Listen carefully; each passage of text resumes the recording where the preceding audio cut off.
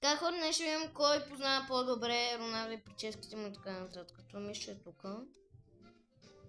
Това си е на Роналдо. Не, чакай. Не мога да ги сваля. Да, загубих. Не знам тия какви са. Половина Роналдо. Ама тия не ги знам какви са пък. Добре ми са. Това тук както... Не, те не се отчеват.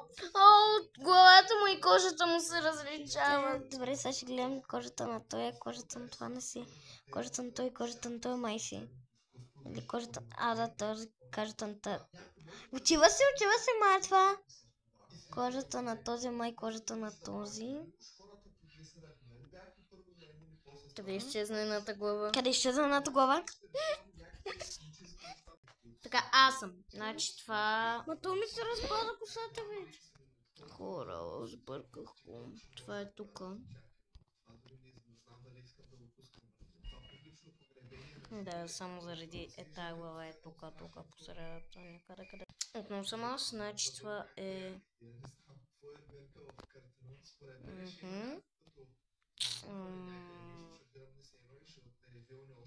Чакай сега да видим. Добре, това ще бъде някаква планина и нещо ще минава през него и това ще е изкуството. Сигурен съм, сега ще видите, сега ще го покажа.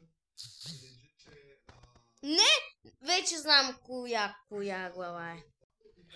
Чакай само набързо. Някаква запалена пластмаса в рамка вътре. Стига пътяхте, човек, стига направете си истинската картина, която е отзади служите и ние стига занимавате с глупости, брат. Вижте картината. Вижте я, беше хубава. Това е картина. Мисля, че може да се досетите какво следва. Пак загубих. Аз съм сега. Мисля, че това се пазва с и тази. Мяре, давай. Не знае. Това да не си пасва с и тази. Да? Това си спомнях, че пасваше с тази и това с тази. Според вас, кой ще спечели?